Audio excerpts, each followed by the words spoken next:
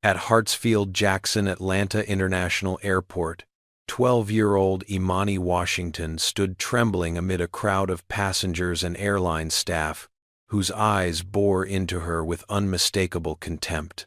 A white woman's voice sliced through the terminal like a blade. "I refuse to sit next to that in first class." Imani's small hands clutched her backpack straps as tears threatened to spill down her brown cheeks. She had no idea that in just 3 hours, her billionaire father would arrive and dismantle the lives of everyone who had humiliated his daughter. Before we dive into this powerful story of injustice and redemption, let me know where you're watching from in the comments below. And if you believe every child deserves respect regardless of their skin color, go ahead and smash that like button and subscribe to this channel. Trust me, you won't want to miss what happens next when this father discovers how his precious daughter was treated. Now, let's go back to the beginning and see exactly how this nightmare unfolded. Imani Washington was not an ordinary 12-year-old girl. With deep brown skin that glowed under the afternoon sunlight streaming through the airport windows, neatly braided cornrows that her mother had spent 3 hours perfecting the night before, and large expressive eyes that held both intelligence and innocence, she carried herself with a quiet confidence instilled by parents who had taught her to stand tall in any room she entered. She wore her favorite navy blue hoodie emblazoned with the MIT logo, a symbol of the dream she nurtured in her heart to become an aerospace engineer one day, paired with comfortable jeans and purple sneakers that had carried her through countless science fairs and robotics competitions. In her arms, she cradled a worn backpack stuffed with books about quantum physics and space exploration, an iPad loaded with educational apps, and a small purple rolling suitcase that contained everything she needed for her visit to Los Angeles to see her father. This Friday afternoon marked the end of a challenging semester at her prestigious boarding school in Massachusetts, and she could barely contain her excitement at the prospect of spending 2 weeks with her dad, telling him about her straight-A report card and her acceptance into an advanced STEM summer program at NASA. The terminal buzzed with the organized chaos, typical of one of the world's busiest airports.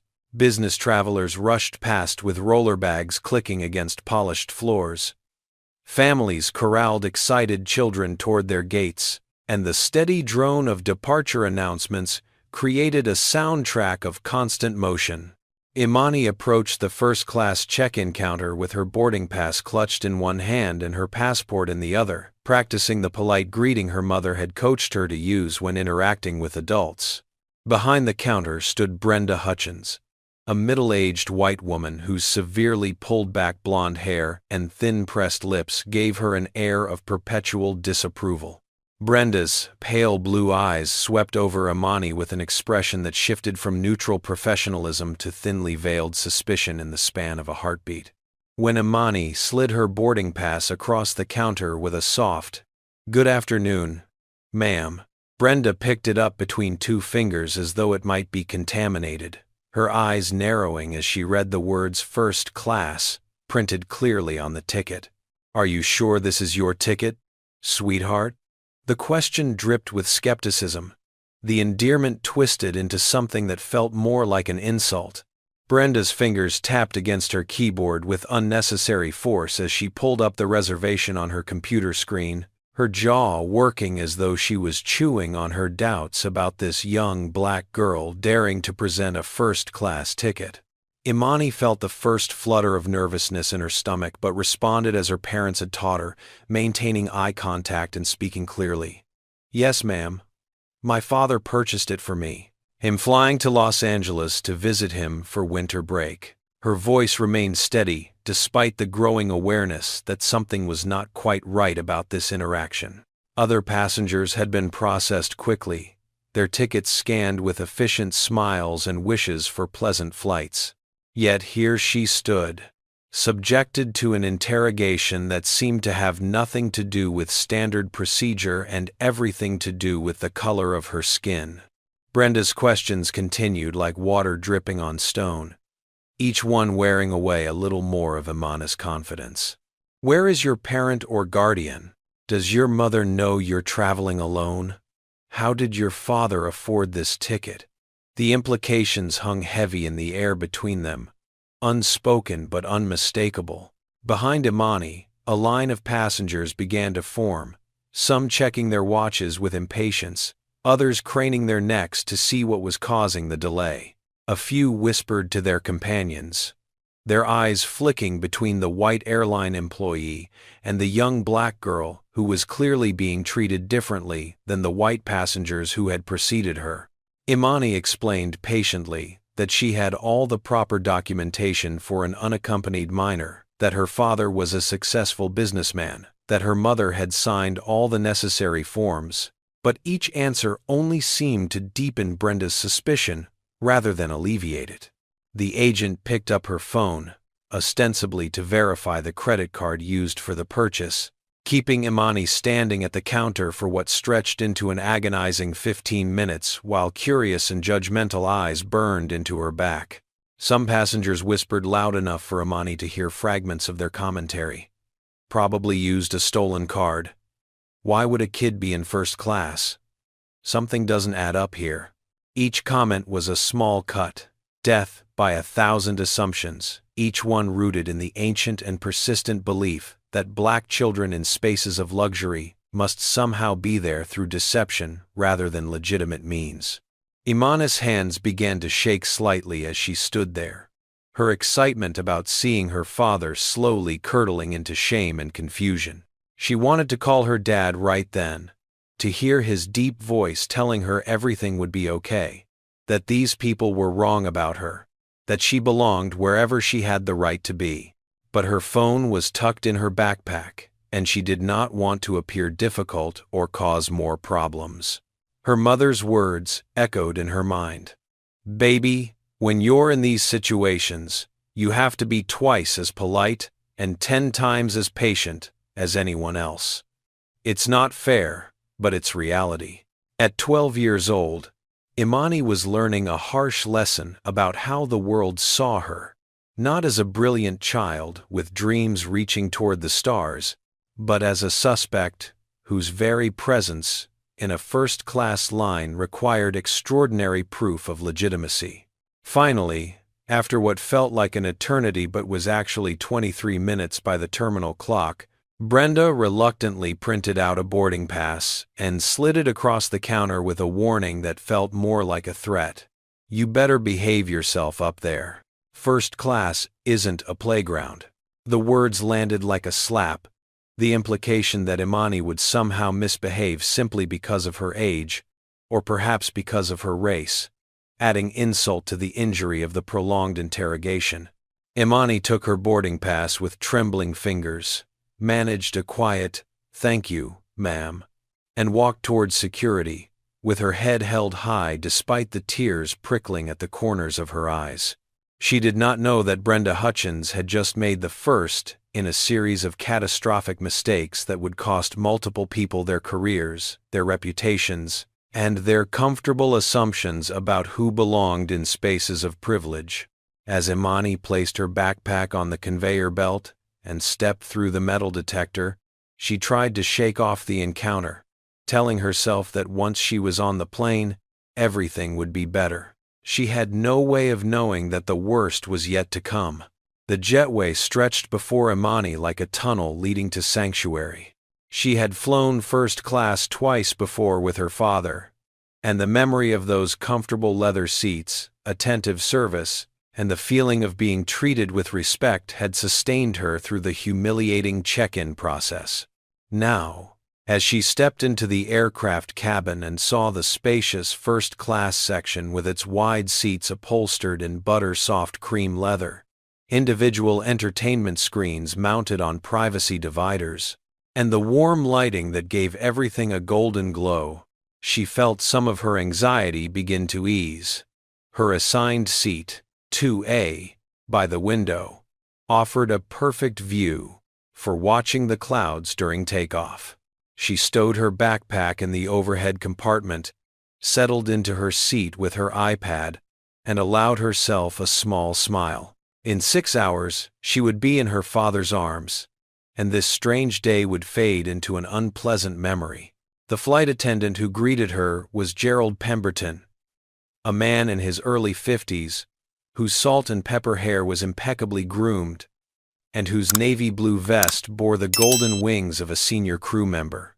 His smile when he first saw Imani did not quite reach his eyes, and there was a moment, just a flicker really, when his professional mask slipped enough to reveal surprise and perhaps a trace of displeasure at seeing a young black girl occupying a premium seat. But years of training in customer service helped him recover quickly, and he offered her a plastic smile and a cursory welcome aboard before moving on to greet other boarding passengers with noticeably more warmth. Imani noticed, but tried not to let it bother her.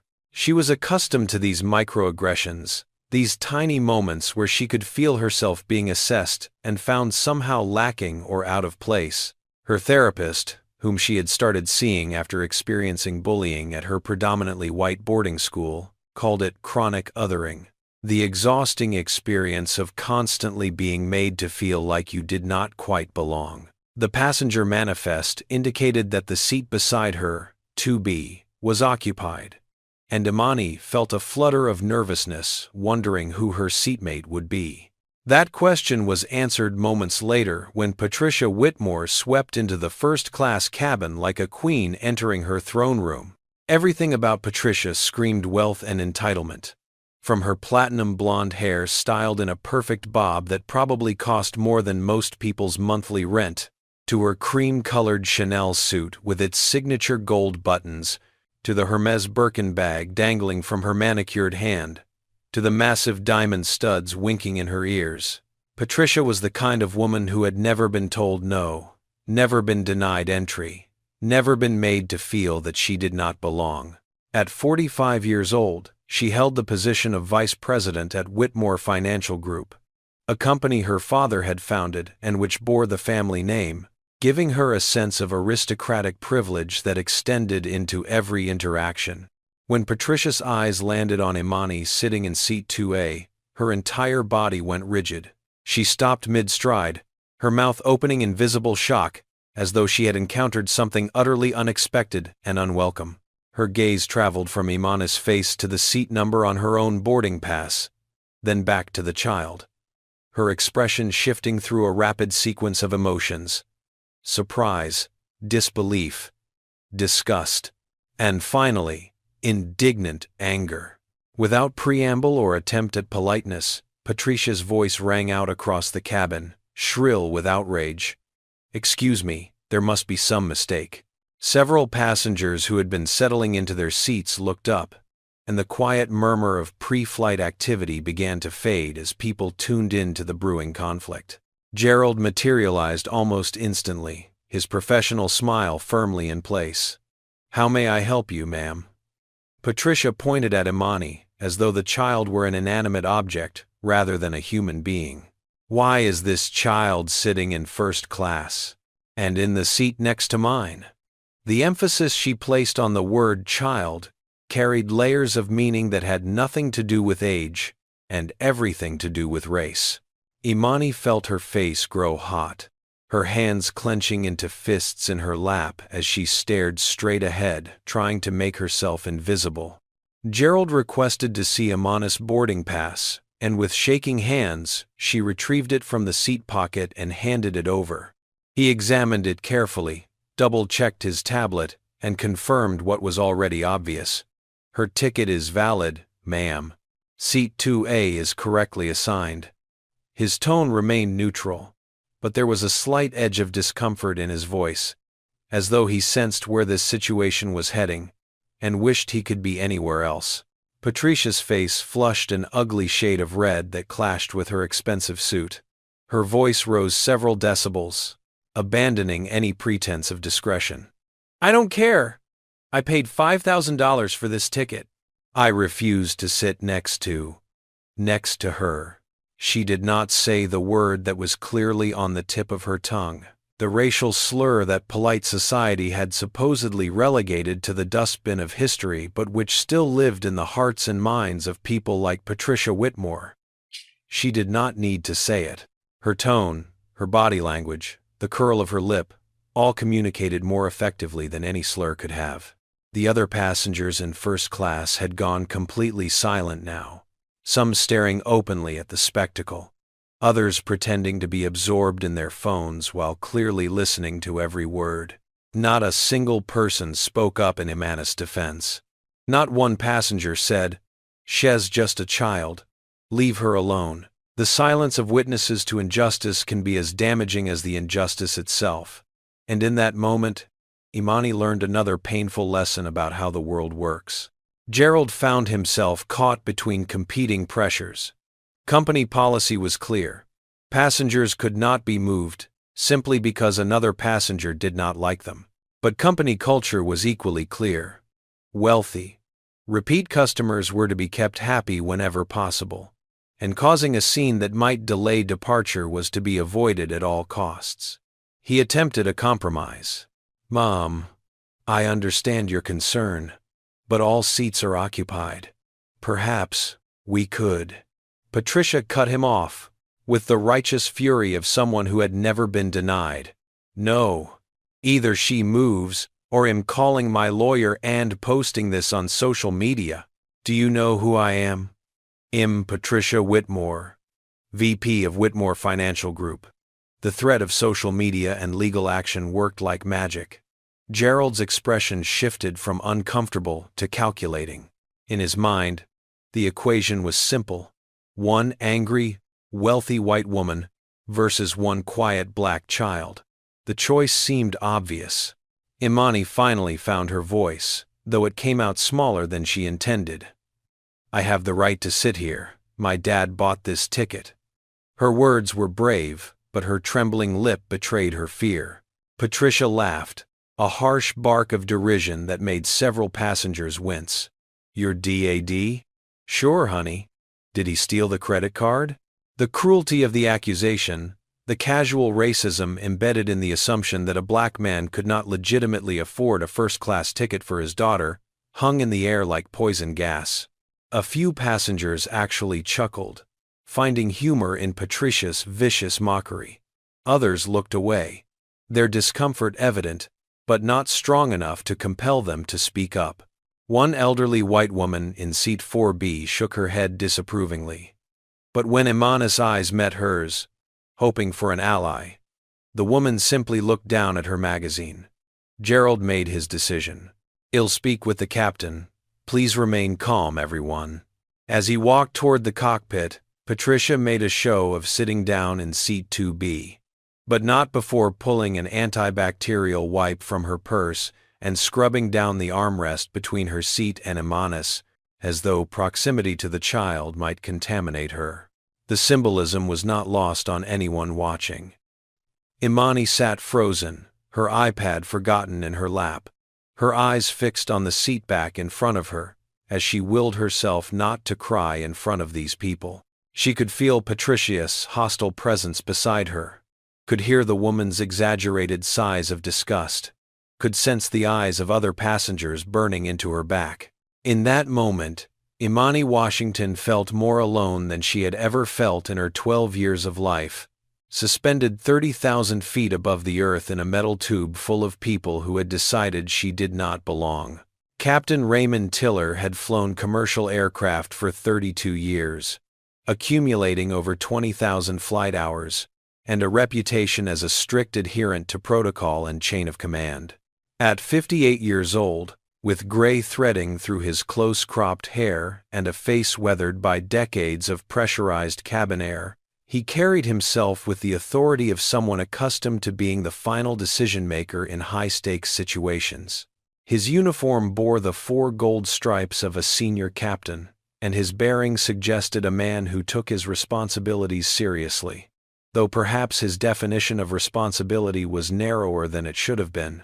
When Gerald knocked on the cockpit door and explained the situation in hushed, urgent tones, Raymond's first instinct was not to question whether the complaint had merit, but rather to calculate which solution would cause the least disruption to his flight schedule. In his mental framework, shaped by decades of operating in an industry that prioritized efficiency and customer satisfaction over justice or fairness, The answer seemed clear. Raymond emerged from the cockpit with his captain's hat tucked under his arm, projecting an image of calm authority as he entered the first-class cabin. His eyes swept over the scene, taking in Patricia's flushed, angry face, Gerald's nervous hovering, and finally landing on Imani, who sat rigid in her seat, her hands clutched together so tightly her knuckles had gone pale. Raymond had made split-second decisions about equipment failures, weather diversions, and medical emergencies during his career. But this situation felt different, more loaded with potential consequences that extended beyond the technical. Still, his worldview, shaped by growing up in rural Georgia in the 1970s and never seriously challenged by meaningful exposure to different perspectives, led him to see this as a simple customer service issue rather than a moral test. In his mind, he was being pragmatic, not prejudiced, though the two are often indistinguishable in their effects. "Young lady, can you come with me for a moment?" Raymond's tone was not unkind, exactly, but it carried the firm expectation of obedience that adults use with children they do not quite trust. Imani looked up at him, her eyes wide with confusion and fear. "Did I do something wrong, sir?" Her voice wavered on the last word, the question containing within it a desperate hope that this was all some misunderstanding that could be quickly cleared up. Raymond did not answer directly because he could not honestly say she had done anything wrong, and some part of him, some deeply buried ember of conscience, recognized that fact. Instead, he deflected, "We need to verify some information. Please bring your belongings." The word verify was doing a lot of work in that sentence, disguising the reality that no actual verification was necessary, that her ticket and identification had already been checked multiple times, that what was really happening was a capitulation to racist intimidation masquerading as procedural caution. As Imani slowly stood and reached for her backpack, Patricia could not resist a final jab. Finally, some professionalism. She actually applauded, her hands coming together in slow, sarcastic claps that echoed obscenely in the quiet cabin. A few passengers, emboldened by her display, chuckled or nodded approvingly, their complicity in this injustice now openly declared. Others shifted uncomfortably in their seats but maintained their silence, perhaps telling themselves that this was not their problem, that they should not get involved, that there were probably reasons beyond what they could see that justified what was happening. This is how systemic racism perpetuates itself, not primarily through the actions of obvious bigots like Patricia, but through the passive acceptance of everyone else who witnesses injustice and does nothing. Raymond led Imani to the galley area between first class and business, where two flight attendants, Lorna Davies and Kurt Zimmerman, were preparing beverage carts for the service. Lorna, a 32-year-old brunette with kind eyes, looked up as they approached, and her expression immediately registered concern when she saw the tears beginning to track down Imani's cheeks. Kurt, by contrast, barely glanced up from his work, his disinterest in the situation evident in the way he continued counting many bottles of liquor. Raymond positioned himself between Imani and the view of the cabin, creating an illusion of privacy for what was about to be a deeply humiliating interrogation. "Sweetie, who really bought this ticket for you?" The question itself was an accusation, the emphasis on really implying that her previous answers had been lies. Imani took a shaky breath, trying to channel the dignity her father had always modeled for her. "My father, sir, Darius Washington, has the CEO of Washington Aerospace Technologies. You can call him. You can verify everything. I'm not lying." Raymond's eyebrows rose slightly at the mention of Washington Aerospace Technologies, a company he vaguely recognized from business news. But his skepticism remained firmly in place. In his experience, children exaggerated their parents' importance, and the specificity of her answer might just as easily be a detailed fiction as the truth. More importantly, he had already mentally committed to a course of action, and cognitive dissonance made it difficult for him to reverse that decision without admitting error. Sure. Look, we've had issues with stolen credit cards before. You're very young to be flying alone in first class. Are you certain this ticket is legitimate? Each question was a fresh wound, implying criminality, deceit, and unworthiness. Imani's tears flowed freely now, her composure finally breaking under the weight of accumulated injustice. Yes, sir. I can call my dad. Hell explain. She fumbled for her phone. But of course, it was in airplane mode. The device as useless in that moment as her pleas for fair treatment. Lorna finally spoke up, her voice gentle but firm. Captain, maybe we should wait until we can contact her guardian? She's clearly telling the truth. Lorna had been watching Imani's face, recognizing the authentic distress of a child being unjustly accused, and her maternal instincts overrode her deference to authority. But Raymond shook his head. His decision made. We're already delayed. We can't have a disruption in first class. The passenger in 2B is a valued customer. This is my call. The euphemism valued customer did not need translation. Everyone present understood its meaning. Patricia Whitmore's comfort mattered more than Imani Washington's dignity. Kurt, who had been silently listening, finally chimed in with his support. Yeah, the kid will be fine in economy. Plenty of room back there. His casual dismissal of Imani's experience. His reduction of profound injustice to a mere seating change exemplified the banality of everyday racism. What followed was a walk of shame that Imani would remember for the rest of her life. Raymond personally escorted her from the galley through business class, where passengers looked up from their laptops and magazines with curious expressions, and finally into economy, where the seats were narrower, the lighting harsher, and the atmosphere entirely different from the cocoon of privilege she had left behind. Passengers whispered as she passed, some with sympathy, others with judgment. Many simply curious about what this young black girl had done to merit such obvious disgrace. Imani kept her eyes fixed on the floor, her backpack clutched to her chest like armor, her whole body trembling with the effort of not completely breaking down in front of hundreds of strangers. Raymond deposited her in seat 38C, a middle seat between two large men, and, without further comment, returned to his cockpit to prepare for departure. Imani squeezed herself into the cramped space, feeling the armrests dig into her sides, acutely aware of how small and powerless she was.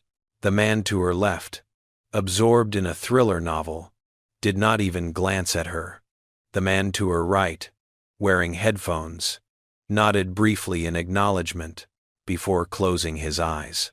Neither of them knew or cared about the injustice that had just occurred.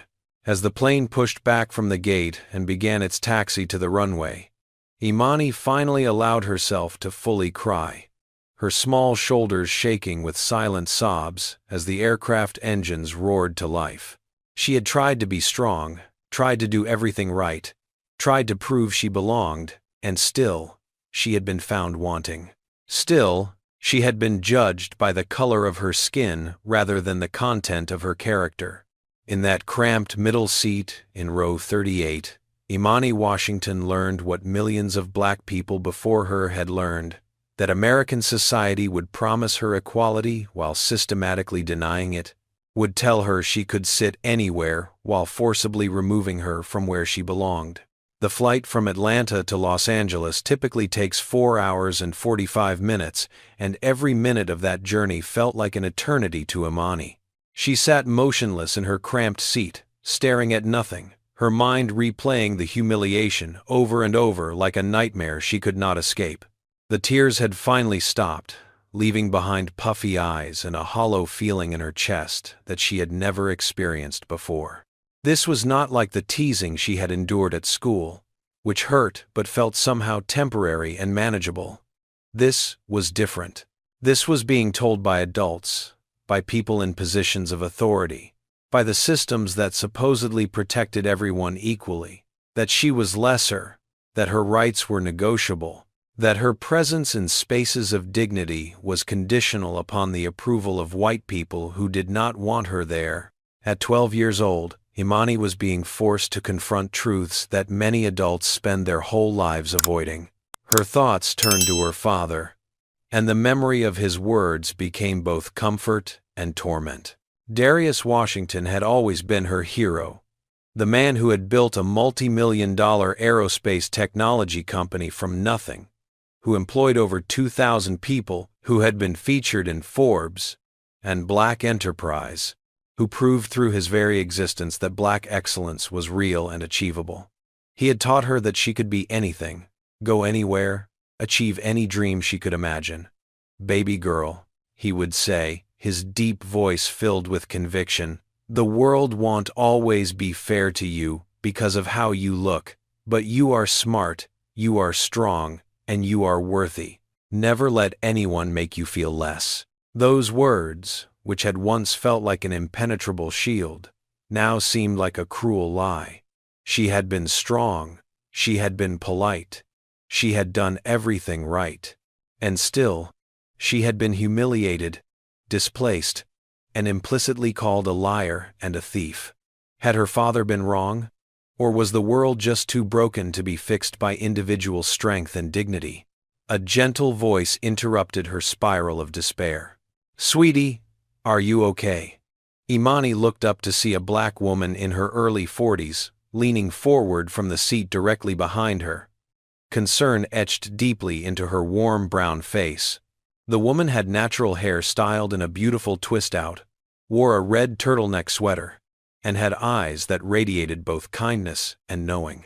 Her name was Clarice Booker, and she had been sitting in business class, but had witnessed the entire shameful procession when Imani was escorted past her seat. Clarice was a high school principal in Detroit, a woman who had dedicated her life to protecting and advocating for children, and everything about what she had seen violated her sense of justice so profoundly that she could not remain silent. She had deliberately moved to this economy seat, claiming a need to retrieve something from her carry-on bag, but really positioning herself where she could check on this child who had been so publicly wronged. Through fresh tears, Imani told Clarice everything, her words tumbling out in a rush of pent-up emotion. She described Brenda's interrogation at check-in, Patricia's vicious mockery, Gerald's complicit silence, Raymond's authoritarian dismissal of her rights. With each detail, Clarice's expression grew darker, her jaw tightening with righteous anger. When Imani mentioned her father's name, Clarice actually gasped. "Wait, the Darius Washington? The billionaire who just donated $50 million to STEM education for Black kids? Who was on the cover of Forbes last month?" Imani nodded miserably, and for a moment, Clarice sat back in stunned silence, processing the magnitude of what had just occurred. These people had humiliated the daughter of one of the most successful Black entrepreneurs in America, a man whose company held contracts with NASA, Boeing, and the Department of Defense, a man whose wealth and influence far exceeded their petty suburban prejudices. "Oh, honey," Clarice finally said, reaching through the gap between seats to squeeze Imani's hand. "When your daddy finds out, heads are gonna roll, don't you worry." The physical contact, the maternal warmth in Clarice's voice, the validation that what had happened was genuinely wrong and not somehow Imani's fault, all combined to provide the first measure of comfort Imani had felt since boarding. Clarice pulled out her phone and, in a whisper, told Imani that she had recorded video of the incident, including Patricia's racist comments and Raymond's removal of Imani from first class. "I'm going to send this to your father," Clarice said firmly. "Do you know his email?" Imani recited the address, and Clarice immediately composed a message detailing everything she had witnessed, attaching the video files. When the plane's Wi-Fi activated at cruising altitude, the message sent, winging its way through cyberspace toward a man who was about to become very, very angry. Clarice then settled in for the rest of the flight, periodically checking on Imani, offering snacks from her bag, and providing a steady stream of reassurance that justice would be served. Meanwhile, in first class, Patricia Whitmore was thoroughly enjoying her victory. She had ordered champagne the moment the seatbelt sign turned off, and was now on her second glass, regaling her seatmate, a white businessman named Maxwell Dorsey, with her version of events. "Can you believe they let just anyone buy first-class tickets these days?" she said, her voice carrying across the cabin with the confidence of someone who believed her bigotry was shared by all right-thinking people. Thank God the captain handled it. I mean, really. These children need to learn their place. Maxwell, a real estate developer from Phoenix, who held similarly regressive views about race and class, nodded vigorously. Absolutely. Standards must be maintained. That's what first class is about. After all, a certain level of refinement. He did not say whiteness, but the implication hung heavy in the air. They clinked their champagne flutes together, toasting their successful defense of racial segregation, completely unaware that their conversation was being noted by other passengers who did not share their views.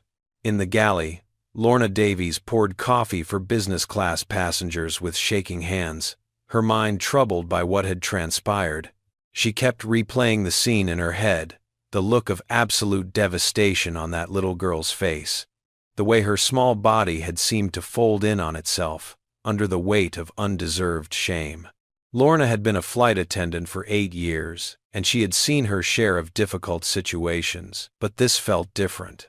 This felt like a line had been crossed, a violation of basic human decency disguised as policy enforcement. She cornered Gerald during a quiet moment and whispered fiercely, "That was wrong. That child didn't do anything." Gerald, uncomfortable with the confrontation, tried to deflect responsibility. "Raymond made the call. Has been captain for 3 decades. We can't question his decisions." But Lorna would not be dismissed so easily. "I don't care how long has been flying. What we did to that girl was racist and cruel, and you know it."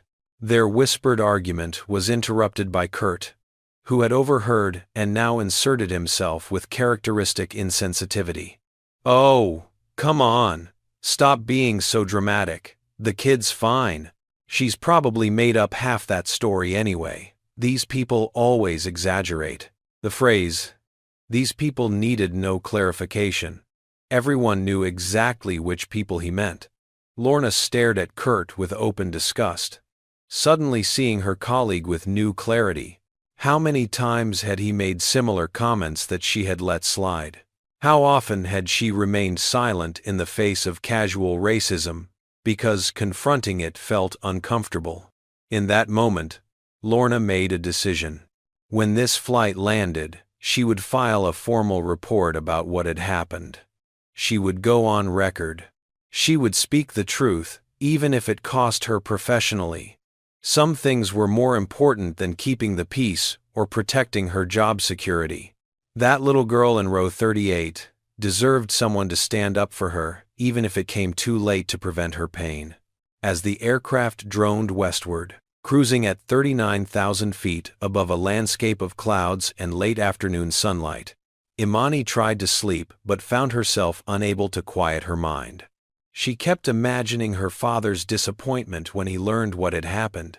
Would he be angry at her for not fighting harder? Would he be ashamed that his daughter had allowed herself to be treated this way? These were irrational fears, she knew even then. But trauma has a way of distorting thought patterns, making victims question themselves rather than their oppressors. She did not yet understand that she bore no responsibility for other people's racism, that nothing she could have said or done would have changed the outcome, that the fault lay entirely with those who had chosen prejudice over principle. Those lessons would come later, through therapy and time and her father's fierce love. For now, she simply endured, watching the minutes tick by on the seatback screen, counting down to landing, to her father, to the moment when she could finally feel safe again. "Now, I want to hear from you," Comment number 1 if you believe Captain Raymond made the wrong decision. Or comment number 2 if you think he was just trying to keep the peace. Hit that like button if you're as angry as I am about how Imani was treated, and make sure you're subscribed, because you won't believe what happens when this billionaire father finds out what they did to his little girl. The question is, when Darius Washington gets that video from Clarice, what will he do? Will it be enough to simply complain to the airline, or is something much bigger about to go down?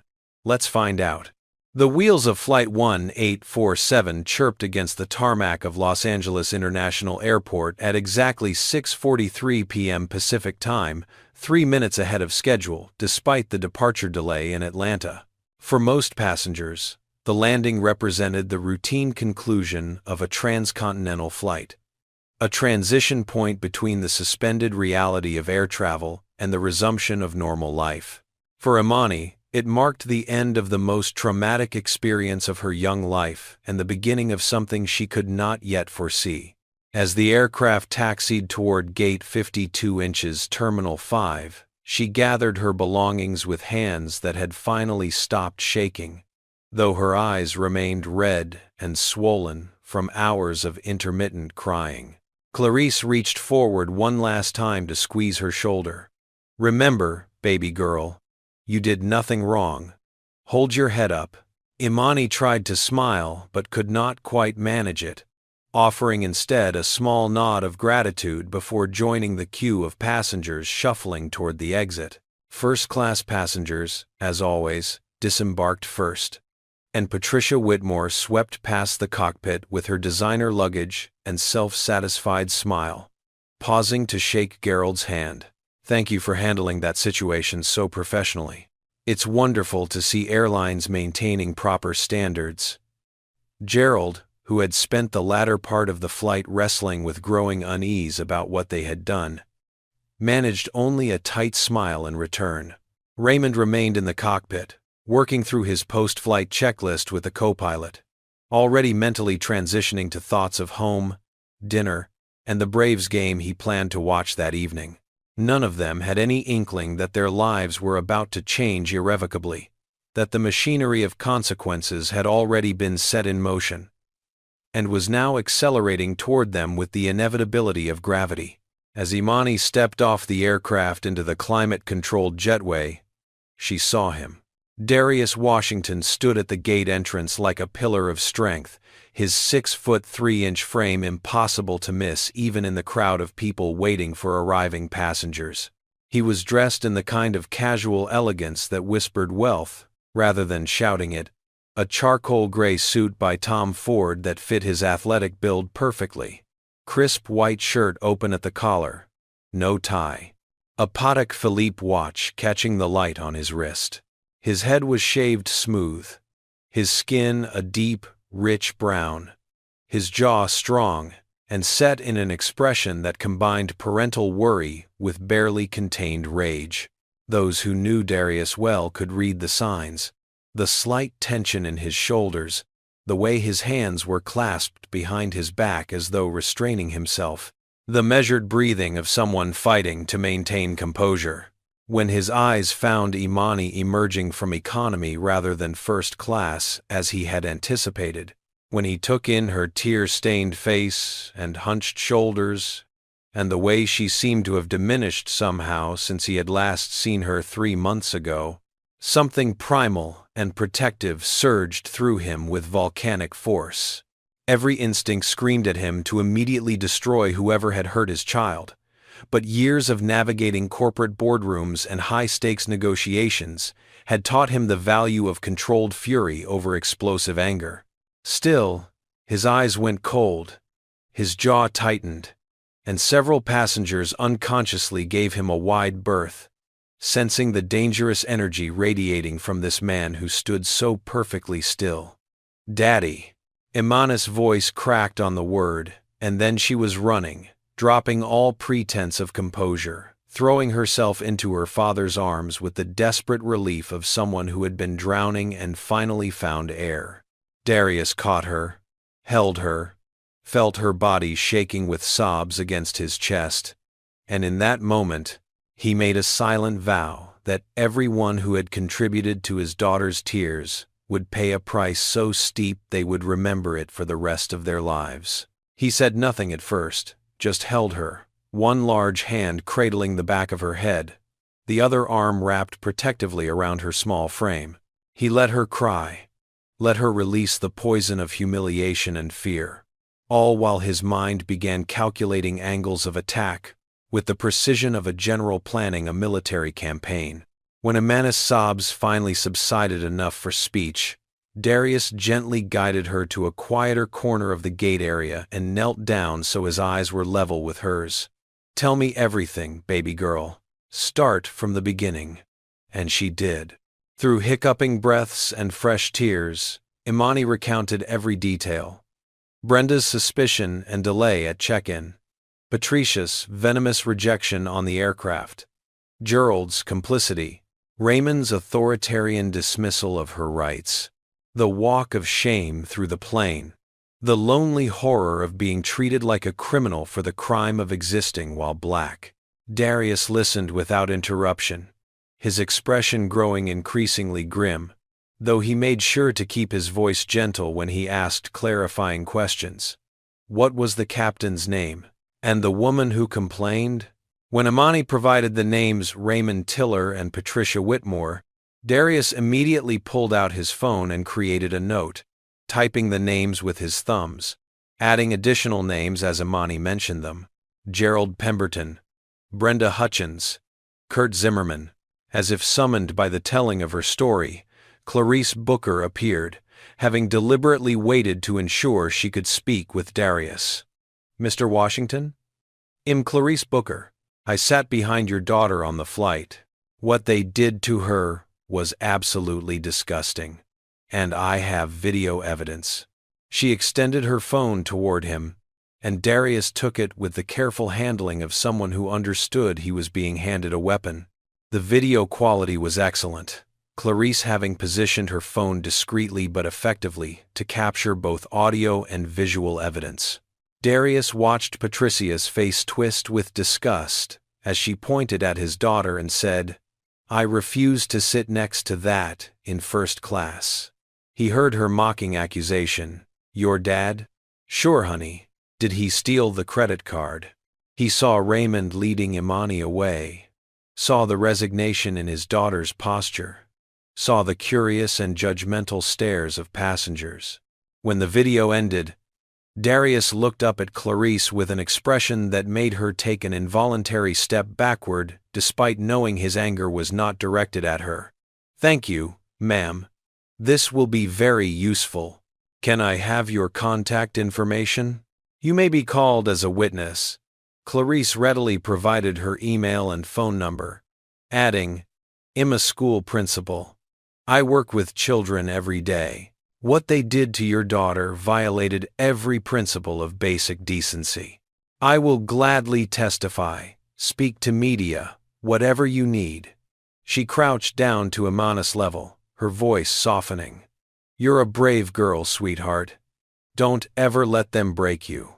You are going places in this world, and small-minded people like them can't stop you." Imani managed a small smile, the first since boarding the plane, and Clarice stood, shook Darius' hand firmly, and departed with the bearing of someone who had done the right thing and knew it. Darius led Imani toward baggage claim, but before they reached the escalator, he paused to make a phone call. "Ted, I need you at LAX Terminal 5 immediately. We have a major civil rights violation, discrimination against a minor, intentional infliction of emotional distress. Bring the PR team too. I want a full strategy session within the hour." Theodore Crane, Darius' personal attorney and a partner at one of Los Angeles' most prestigious law firms, did not ask unnecessary questions. He simply confirmed he would be there in 45 minutes and hung up. The next call was to Vanessa Chen, CEO of Chen and Associates Strategic Communications, the premier crisis management and public relations firm in California. "Vanessa, Darius Washington, I need your team on standby for what's going to be the biggest discrimination story of the year. My daughter, An airline. Very bad decisions on their part. How fast can you mobilize? Vanessa, who had known Darius for 15 years and recognized the steel in his voice, assured him she could have a team ready within 2 hours. As they descended the escalator toward baggage claim, Darius' mind was already several moves ahead, anticipating responses and preparing countermoves. He would not simply sue. Money alone would not adequately address what had been done to Imani. He wanted systemic change, public accountability, and personal consequences for every single person who had participated in or enabled his daughter's humiliation. Most importantly, he wanted the world to see this incident, to confront the reality that racial discrimination in America was not some relic of history but an ongoing, everyday occurrence that Black families navigated constantly. His daughter's pain would not be meaningless. He would transform it into a catalyst for change, a lesson that would reverberate far beyond this airport, this airline, these individuals. As they reached the baggage carousel, Darius spotted Patricia Whitmore standing nearby, phone pressed to her ear, laughing about something. Gerald was visible near the airline employee entrance, retrieving his crew luggage. Perfect. Let them enjoy these last few moments of normalcy. The reckoning was about to begin. Patricia's laughter died in her throat when she turned and found herself face to face with Darius Washington. She had been mid-conversation with her husband, describing her successful defense of standards on the flight, when she became aware of a large, imposing figure standing uncomfortably close to her personal space. Her first reaction was annoyance at this invasion of her bubble. Her second was to look up, and her third was a jolt of recognition as she realized the man towering over her was unmistakably the father of the child she had tormented. Even without the physical resemblance, the way Imani stood slightly behind him, her small hand gripping his suit jacket, made the connection obvious.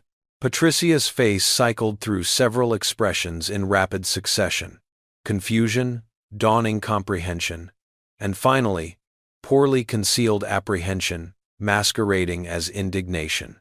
"Excuse me, are you Patricia Whitmore?" Darius' voice was conversational, even pleasant, but there was something in his tone that made Patricia's fight-or-flight response activate, her body tensing as though preparing for physical threat even though Darius had made no aggressive movement. Around them, other passengers had begun to take notice of the interaction, several pulling out phones, drawn by the unmistakable electricity of impending confrontation. Patricia drew herself up to her full 5'6" height, trying to project authority and confidence. "Yes? And you are?" She kept her voice cool, dismissive, the tone of someone accustomed to speaking to subordinates rather than equals. But there was a tremor at the edges that betrayed her growing nervousness. "Darius Washington, CEO of Washington Aerospace Technologies. And this is my daughter, Imani, whom you had removed from her first-class seat because you objected to sitting next to a black child." He delivered the statement with prosecutorial precision, each word carefully chosen for maximum impact. The nearby passengers who had been pretending not to listen now abandoned all pretense, forming a loose circle around the confrontation.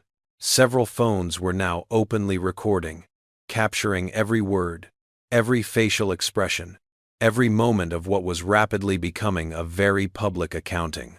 Patricia's face flushed crimson, her mouth opening and closing like a fish gasping for air. I don't know what you're talking about. I simply requested a seat change due to safety concerns. The child was unsupervised, and Darius cut her off with a single raised hand, the gesture somehow more intimidating than shouting. "Don't lie to me. I have video evidence. Multiple witnesses. You called my daughter that. You accused her father of credit card theft. You mocked and humiliated a 12-year-old child for no reason other than the color of her skin. You violated federal anti-discrimination laws, airline policy, and basic human decency." His voice remained level, but it carried such authority that Patricia actually took a step backward, bumping into her expensive luggage. The crowd around them had grown larger, a mix of deplaning passengers and airport staff drawn by the commotion. A security guard pushed through the gathering crowd, assessing the situation. But when he saw Darius' stance and demeanor radiating controlled intensity rather than threat, he positioned himself nearby without intervening. Patricia attempted to rally her defense, her voice rising to a near shriek. "Look, I paid for first class! I have the right to be comfortable!" She was unsupervised. I was concerned about safety. Each excuse sounded more hollow than the last. And the crowd was clearly not buying what she was selling. Several people had begun to mutter audibly, their sympathies clearly with the well-dressed black man and the tearful child rather than the increasingly frantic white woman. Darius' response was devastating in its calm precision. Safety? She had all proper paperwork. She's flown alone before. She was sitting quietly, reading on her iPad, bothering absolutely no one. The only reason you complained was because she's black. Say it. Admit what you did. Patricia's face contorted, caught between the truth and her desperate need to maintain plausible deniability. How dare you accuse me of racism? I have black friends. I donate to charity. This is outrageous. You're the one being aggressive right now. She tried to flip the script, to paint herself as the victim of an angry black man's intimidation, a tactic as old as American racism itself.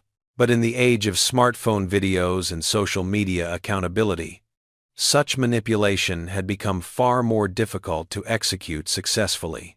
At that moment, Theodore Crane arrived with remarkable timing, striding through the crowd with 2 associates in tow and a professional videographer trailing behind. Theodore was an imposing figure himself, 52 years old, a white man who had built his reputation on high-stakes civil rights litigation, with a face that had been described by opposing counsel as too honest for his own good and a track record that included 8-figure settlements against Fortune 500 companies. "Mr. Washington, we're here. I see you've already initiated contact with one of the defendants." Theodore's use of legal terminology was deliberate, a signal that this was no longer a personal dispute, but the opening salvo of formal litigation. The videographer began filming everything, a professional camera capturing higher quality footage than the smartphone videos already circulating. Darius nodded to his attorney before turning back to Patricia. "Miss Whitmore, you will be named in a civil lawsuit for racial discrimination, intentional infliction of emotional distress, and violation of the Civil Rights Act of 1964. We will be seeking compensatory and punitive damages. Furthermore, I will personally ensure that your employer is made aware of your behavior and provided with full documentation." Patricia's face went from red to white, all her bluster evaporating in an instant. "You can't do that. I have rights. I'll sue you for harassment." But her threats lacked conviction.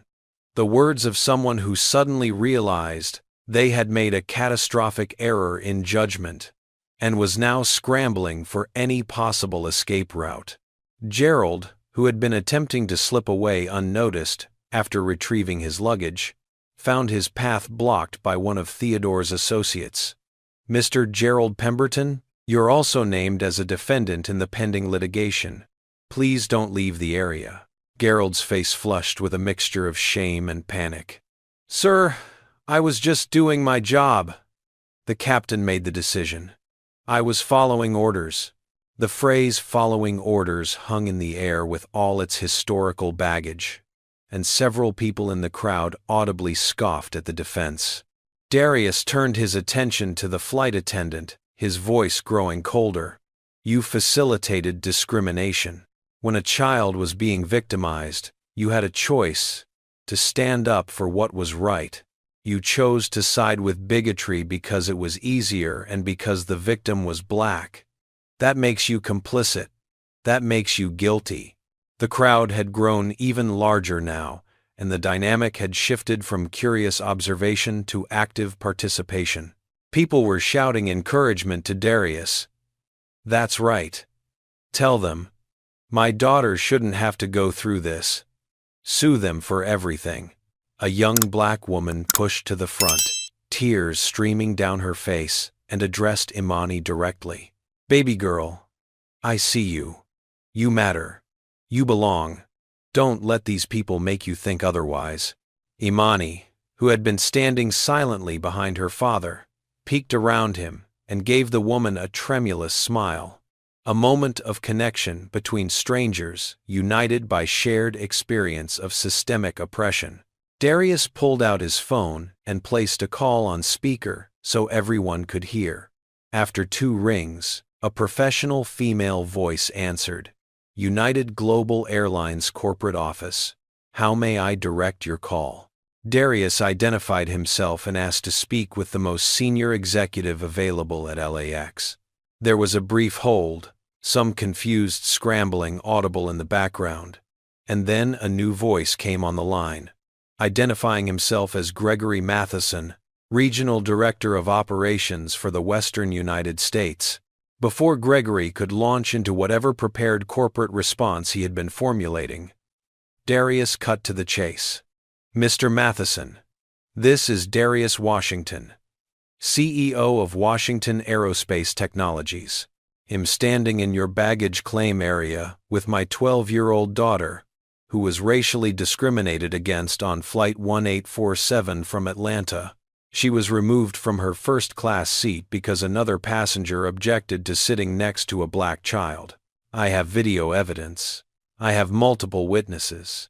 And I am terminating Washington Aerospace's $75 million contract for aircraft interior components, effective immediately." The silence on the other end of the line lasted for several heartbeats, during which Gregory was presumably calculating the catastrophic implications of what he had just heard. When he finally spoke, his voice had lost all its corporate smoothness.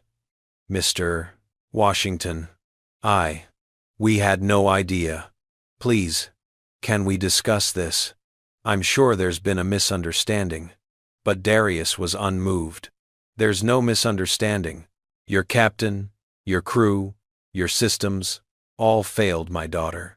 You chose a racist passenger's comfort over a child's civil rights. And now you'll pay the price. My attorneys will be in touch regarding the lawsuit. Your PR team should prepare for the media storm. And you've lost my company's business permanently. There are plenty of other suppliers who would be grateful for a $75 million contract." Patricia had sunk down onto a nearby bench, her head in her hands, the reality of her situation finally penetrating her bubble of privilege. Gerald stood frozen, his mind clearly racing through the implications for his career, his pension, his reputation.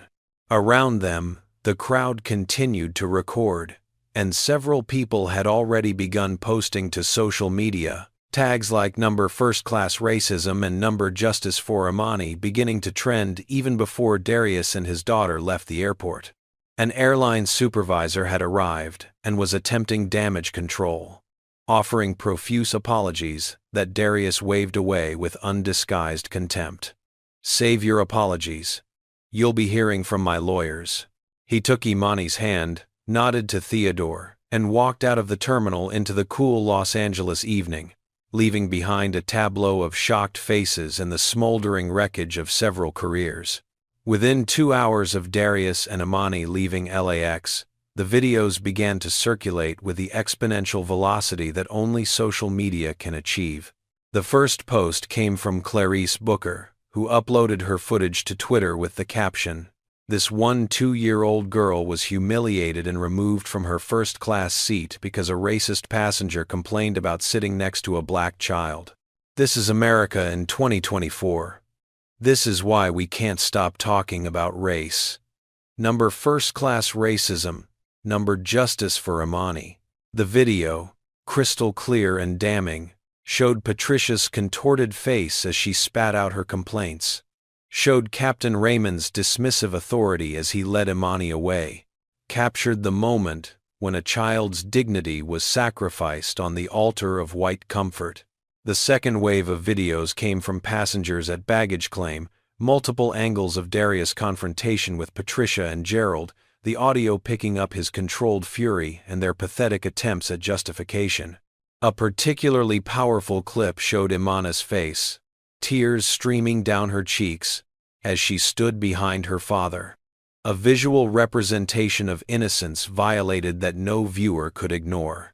By midnight, the hashtag number first-class racism had been tweeted over 200,000 times. By morning, it had crossed 1 million. Major news outlets picked up the story. CNN ran a segment titled, "Discrimination at 30,000 feet." MSNBC brought on civil rights attorneys to discuss the legal implications. Fox News attempted to downplay it but faced immediate backlash from their own viewers who had seen the videos and recognized injustice when they confronted it. Patricia Whitmore's life unraveled with stunning speed. Internet sleuths, mobilized by righteous anger, identified her within hours, posting her LinkedIn profile, her company information, even photos from her social media accounts showing her at charity galas and society events, images that now appeared grotesquely hypocritical given her actions on the plane. The phones at Whitmore Financial Group began ringing incessantly, thousands of calls from outraged citizens demanding Patricia's termination. The company's social media accounts were flooded with comments, one-star reviews, threats of boycotts. Patricia's father, Harold Whitmore, the company's founder and CEO, called an emergency board meeting at 11 p.m. on the night the story broke. The decision was unanimous and immediate. Patricia was to be terminated effective immediately, with no severance package, and the company would issue a public apology, dissociating themselves from her actions. The statement came at 3 a.m. Eastern Time. Whitmore Financial Group does not tolerate discrimination in any form. The actions of Patricia Whitmore, who has been terminated from her position as vice president, do not reflect the values of our organization. We apologize unreservedly to Mr. Darius Washington and his daughter Imani for the harm caused. We are implementing immediate, company-wide anti-discrimination training and establishing a scholarship fund for minority students pursuing business degrees. There is no place in our company or our society for the prejudice displayed in the videos circulating online. The speed and severity of the response was driven partly by genuine corporate horror at what Patricia had done, but primarily by the cold calculation that the company's survival depended on decisive action and public contrition. Patricia attempted to call her father 27 times that night. He never answered. Her friends and colleagues, seeing which way the wind was blowing, quietly unfollowed her on social media and left her text messages on read. By dawn, she had deactivated all her social media accounts, but the internet never forgets. Screenshots of her past posts were being analyzed for evidence of racism, and while most were benign society photos, a few revealed telling patterns. No black people at her social gatherings, tone-deaf comments about urban issues, an old post from college that used a racial slur in what she apparently thought was a humorous context. Each discovery added fuel to the fire, creating a comprehensive portrait of privilege unchecked and prejudice unexamined. Gerald Pemberton's fate was similarly swift. United Global Airlines, facing the most damaging public relations crisis in its history, and the loss of a $75 million corporate contract, responded with draconian efficiency. Gerald was suspended without pay pending an internal investigation, a euphemism for the brief interval before formal termination. His union representative argued that he had been following the captain's orders, but the airline's legal team, terrified of liability, determined that Gerald's visible participation in the discrimination and his failure to advocate for the passenger made him indefensible. He was terminated within 48 hours. His wife, who had not worked in 15 years, stared at him across their kitchen table, and asked quietly how they would pay the mortgage, put their 2 kids through college, maintain the comfortable middle-class life they had built. Gerald had no answer. He had thrown away a 32-year career for the sake of not inconveniencing a racist passenger. Captain Raymond Tiller, with his decades of service and presumed authority, believed initially that he might weather the storm. When the airline's investigators contacted him, he maintained that he had made a judgment call in the interest of flight safety and schedule adherence, that he had acted within his authority as captain, that hindsight criticism was unfair. His union was prepared to defend him vigorously, citing the extensive discretion afforded to pilots in command. But then the second video emerged, the one from Clarice that showed him interrogating Imani in the galley, his voice dripping with suspicion as he asked who really bought this ticket. His dismissive wave as he said, "We've had issues with stolen credit cards before." The optics were indefensible. The union quietly informed Raymond that while they would go through the motions of representation, he should begin preparing for the end of his career. The termination came on a Tuesday morning, 5 days after the incident. Raymond received a certified letter informing him that he was being dismissed for violation of company anti-discrimination policies, bringing the airline into disrepute and abuse of captain's authority. His pension remained intact, but his flight privileges were permanently revoked. His name would be reported to the FAA, and his professional reputation was destroyed. At 58 years old, Raymond had planned to fly for at least 7 more years, to retire with fanfare and the respect of his peers.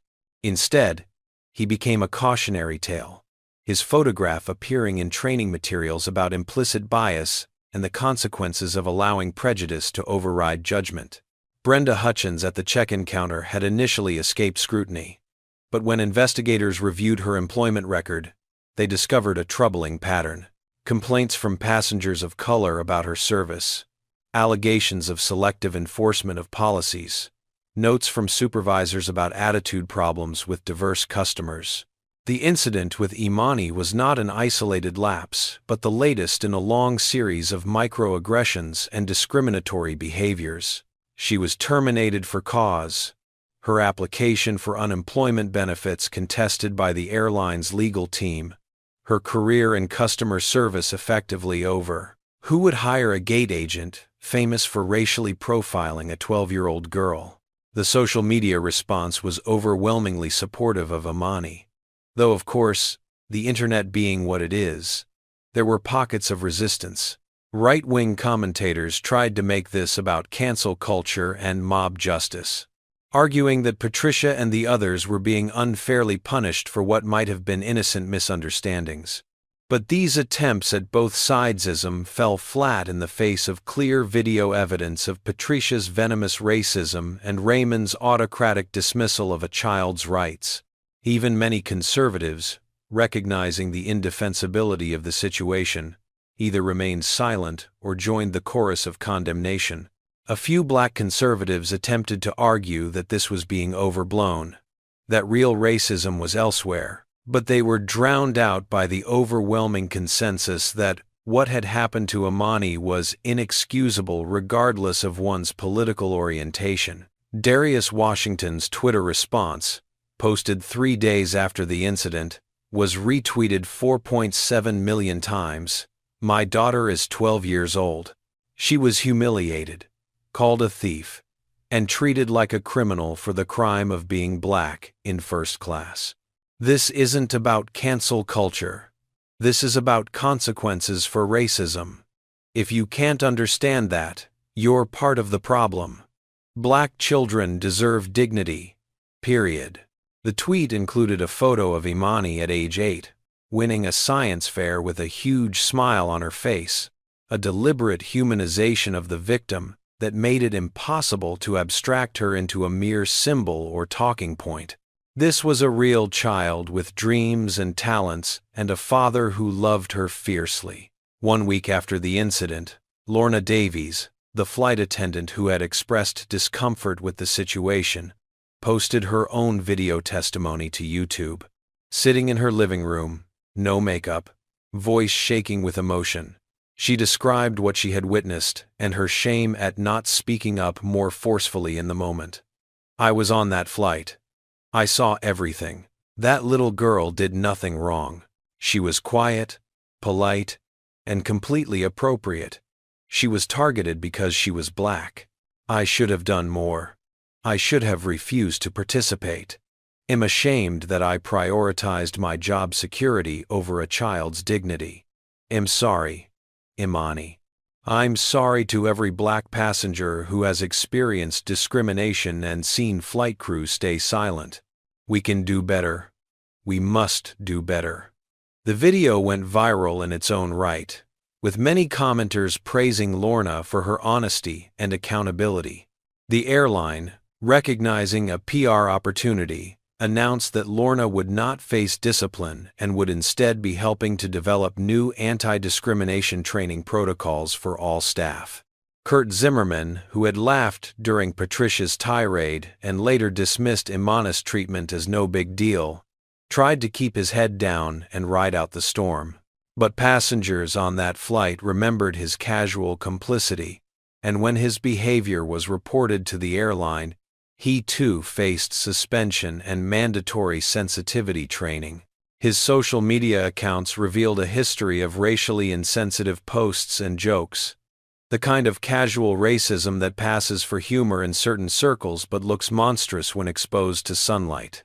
Kurt issued a half-hearted apology through the airline's PR department, but it convinced no one of genuine contrition, reading instead like the desperate words of someone trying to save their job rather than someone who had learned anything meaningful. The airline itself announced a comprehensive overhaul of its policies and procedures. A new task force would be established with members from civil rights organizations, employee representatives, and passenger advocacy groups to review complaints and ensure accountability. Quarterly public reports would detail any discrimination complaints and resolutions. Most significantly, the airline agreed to fund a $10 million scholarship program for students of color pursuing careers in aviation, aerospace, and hospitality to be administered by an independent foundation. These reforms went far beyond what any lawsuit would have likely achieved, a testament to the power of public pressure and corporate fear of permanent brand damage. The legal proceedings moved forward with methodical precision. Theodore Crane filed a comprehensive lawsuit in federal court, naming Patricia Whitmore, Gerald Pemberton, Raymond Tiller, Brenda Hutchins, Kurt Zimmerman, and United Global Airlines as defendants. The complaint detailed violations of Title VI of the Civil Rights Act, the Federal Aviation Administration's anti-discrimination regulations, California's Unruh Civil Rights Act, intentional infliction of emotional distress, and negligent hiring and supervision. The damages sought included compensation for emotional distress, punitive damages designed to punish the defendants and deter similar conduct, and a court order mandating systemic reforms. But Darius, in consultation with civil rights leaders and with Imani's welfare as his primary concern, made a strategic decision. He would offer the individual defendants a way out, conditional on meaningful accountability. 1 month after the incident, a press conference was arranged at a hotel in downtown Los Angeles. Patricia Whitmore, looking haggard and diminished without her designer armor, read a prepared statement that her attorney had undoubtedly crafted but which she delivered with what appeared to be genuine remorse. "I was wrong. I let my unconscious biases, my privilege, and my sense of entitlement override my basic humanity. I saw a young black girl in a space I subconsciously believed she didn't belong, and I reacted with cruelty and racism. I caused immense pain to Imani Washington, and I am profoundly ashamed. I'm not asking for forgiveness, because I don't deserve it. I'm asking for the opportunity to do better, to learn, to change. I've begun therapy specifically focused on examining my racial prejudices. I've enrolled in anti-racism workshops. I'm volunteering with organizations that work against discrimination. These actions can't undo what I did, but they represent my commitment to becoming a person who would never do such a thing again. Imani, if you ever see this, I am so deeply sorry." Gerald Pemberton's apology came via video, as he had relocated to Oregon to live with his sister while he looked for work. His statement was shorter but equally abject. "I had a duty to protect all passengers, but especially a vulnerable child. Instead, I prioritized avoiding conflict with my superior and with a wealthy customer over doing what was right. I told myself I was just following orders, but we all know where that excuse leads. I failed Imani Washington. I failed my profession.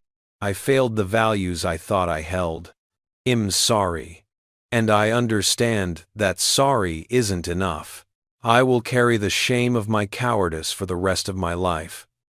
Captain Raymond Tiller's apology came in the form of a handwritten letter, 5 pages long, that was read aloud at the press conference by Theodore Crane. In it, Raymond detailed his realization that he had allowed his position of authority to insulate him from examining his own biases, that he had made assumptions about Imani based on stereotypes he claimed not to hold, that his decision to move her had been based entirely on appeasing a white passenger's racist complaint, rather than any legitimate safety or policy concern. He wrote about the loss of his career and reputation as deserved consequences, expressed hope that his example would serve as a warning to others, and offered his profound apologies to Imani and her family. The letter concluded, "I thought I was a good person who made a difficult call. I was actually a coward who chose the path of least resistance. That truth is painful, but I must face it. I hope Imani can somehow overcome what I did to her and achieve the brilliant future she deserves." Brenda Hutchins issued a similar apology, acknowledging a pattern of treating passengers of color with suspicion and disrespect, behavior she now recognized as racist regardless of her intentions. She detailed her enrollment in community college courses on African American history and systemic racism, her volunteer work with a local NAACP chapter, her commitment to personal transformation. Like the others, she did not ask for forgiveness, only for the opportunity to demonstrate through sustained action that she could become better than she had been. Darius, after reviewing these apologies with Imani and several trusted advisors, agreed to a settlement that would allow the individual defendants to avoid trial in exchange for these public admissions of wrongdoing, completion of extensive anti-racism education, and participation in a documentary about the incident that would be used for training purposes. The airline agreed to a confidential financial settlement with the Washington family, rumored to be in the mid-7 figures, along with the systemic reforms already announced. Crucially, none of the defendants would face criminal charges, but their public shaming and professional destruction were considered adequate consequences by most observers. But Darius' goals extended beyond punishment. Working with educational institutions, civil rights organizations, and media partners, he helped develop a comprehensive curriculum using Imani's experience as a case study for teaching about modern racism, implicit bias, the importance of speaking up against injustice, and the real-world consequences of discrimination. The curriculum included the videos, the apologies, analysis from psychologists and sociologists, and importantly, testimony from Imani herself. Now 13 years old and having processed much of her trauma through intensive therapy, Imani agreed to share her story publicly in controlled settings, believing that her pain could be transformative for others. Her first major public speech came at a high school in South Los Angeles, invited by Clarice Booker, who had flown out specifically to support Imani through the experience. Standing at a podium before 500 students, mostly Black and Latino kids from working-class families, Imani spoke with a maturity beyond her years. 2 years ago, I was humiliated on an airplane because of my skin color. For a long time, I felt worthless. I felt like maybe they were right. Maybe I didn't belong in first class. Maybe there was something wrong with me. But my father taught me, and therapy reinforced, that my value isn't determined by the hatred or ignorance of others. It's determined by my character, my choices, and my refusal to internalize their racism. They tried to make me small. Instead, they helped me understand the importance of speaking truth to power, of demanding the dignity that all people deserve. The students erupted in applause, many with tears streaming down their faces, recognizing their own experiences in Imani's words.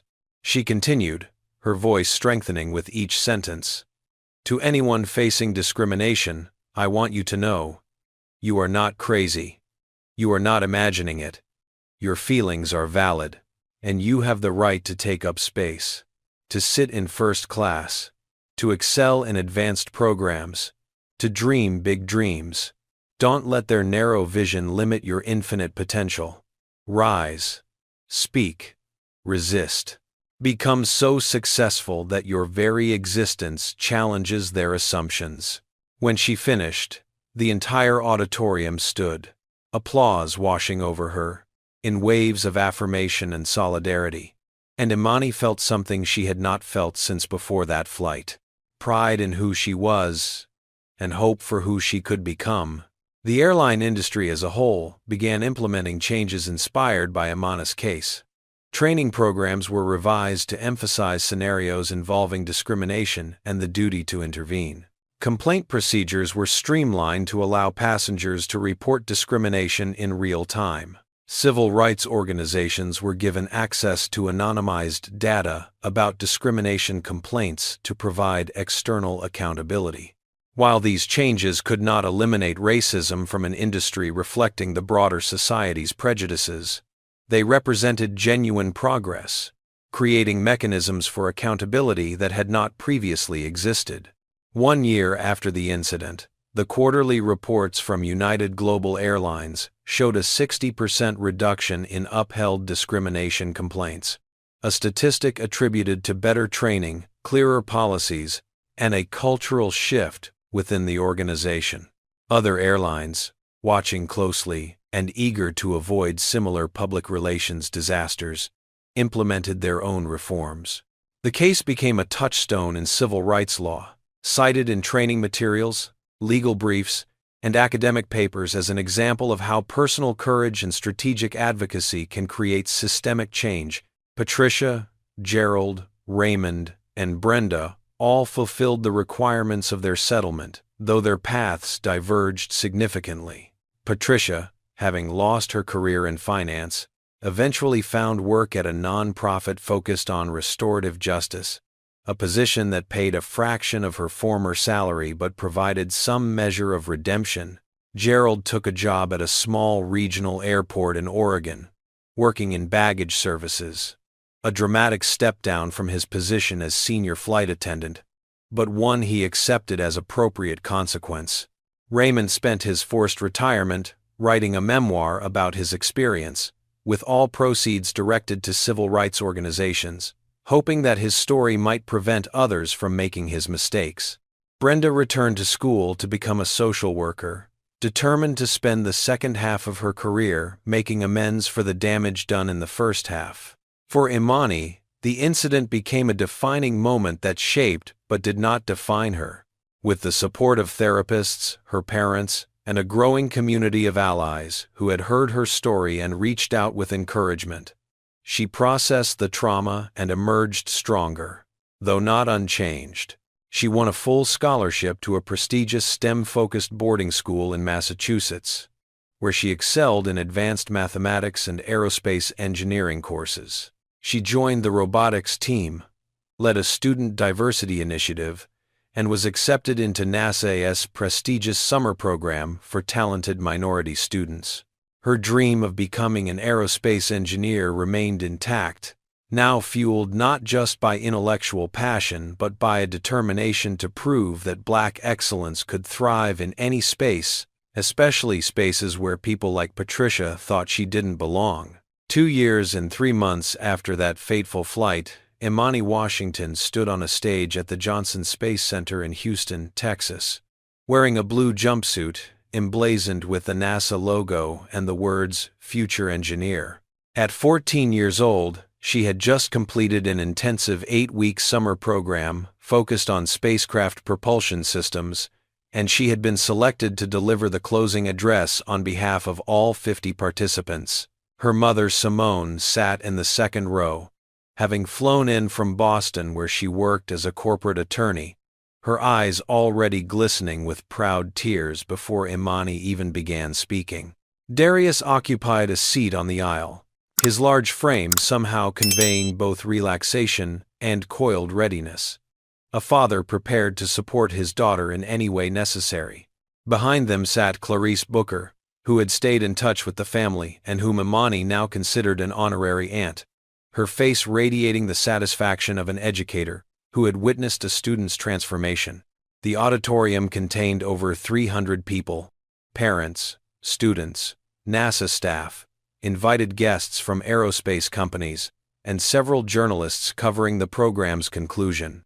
Cameras from 2 networks recorded for evening news segments about the importance of diversity in STEM fields. Imani approached the microphone with the same nervousness any teenager would feel before public speaking.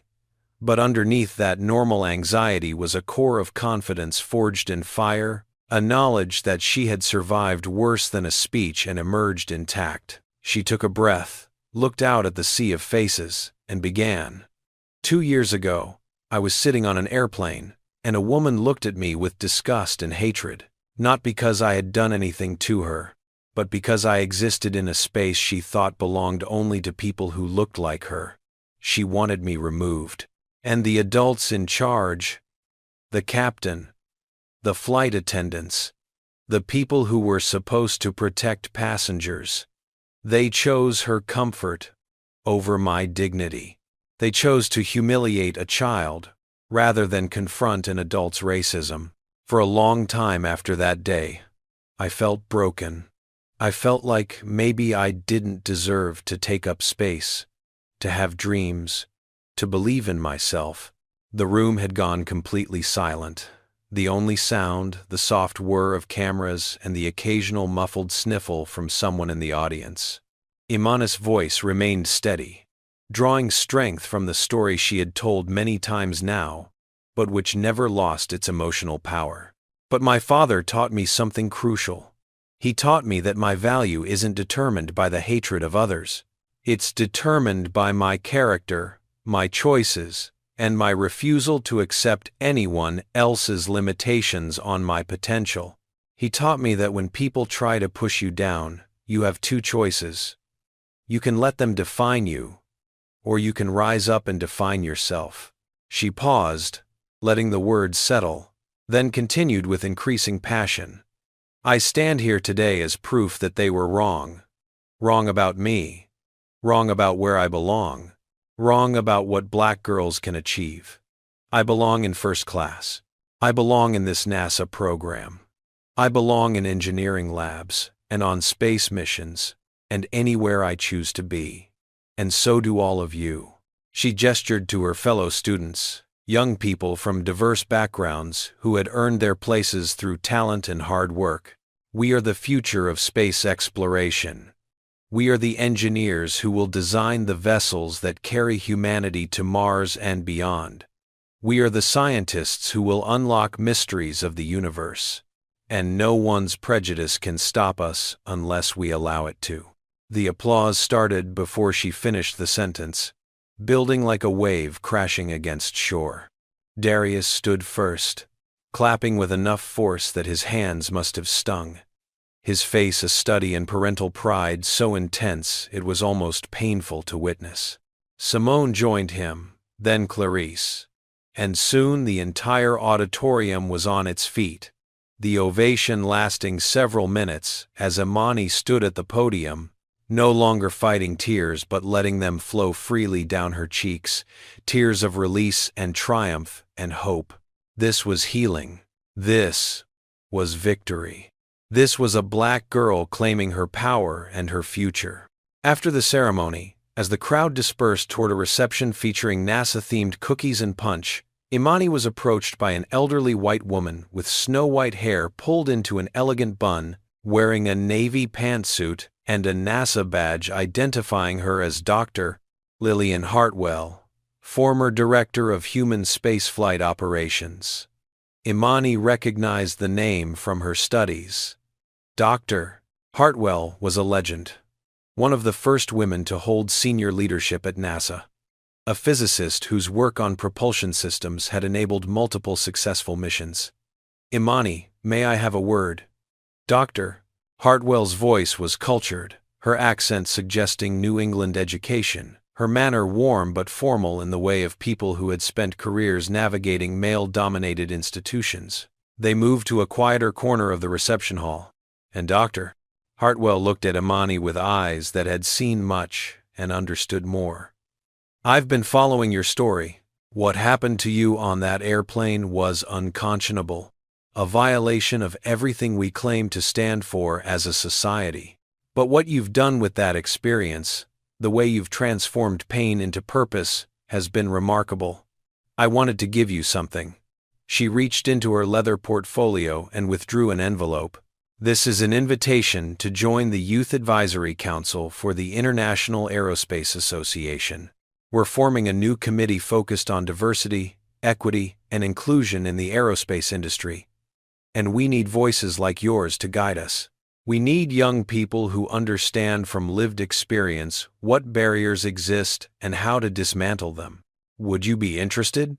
Imani's hand trembled slightly as she accepted the envelope. The weight of the opportunity contained within those few ounces of paper momentarily overwhelming. Yes, absolutely.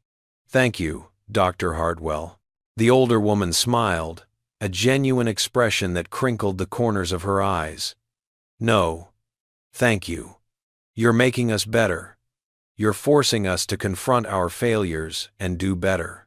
That's incredibly valuable. I look forward to working with you. As Dr. Hartwell walked away, Imani stood holding the envelope, marveling at the strange trajectory that had brought her from the lowest moment of her young life to this pinnacle, from humiliation in the air to standing on the ground where spacecraft were built and launched. Later that evening, in the car ride back to their hotel, Darius asked Imani the question that had been on his mind all day. How do you feel, baby girl? Really feel? Deep down. Imani watched the Houston skyline pass by the window, lights beginning to twinkle as dusk settled over the city, and she considered her answer carefully. I feel strong, Daddy. Stronger than I was before all this happened. They tried to break me, but instead, they showed me how much I could endure and still stand up.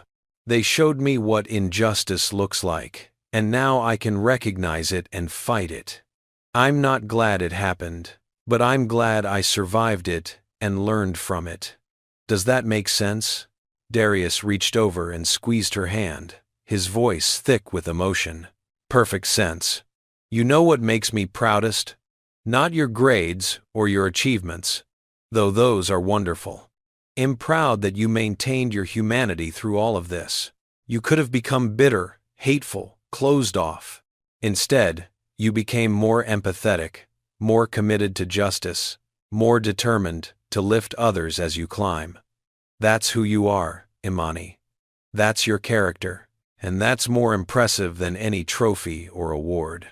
They drove in comfortable silence for a while, father and daughter, connected by blood and by shared struggle and by love that had been tested and proven unbreakable. As they pulled into the hotel parking lot, Imani noticed a plane ascending into the darkening sky, its lights blinking a steady rhythm as it climbed toward cruising altitude.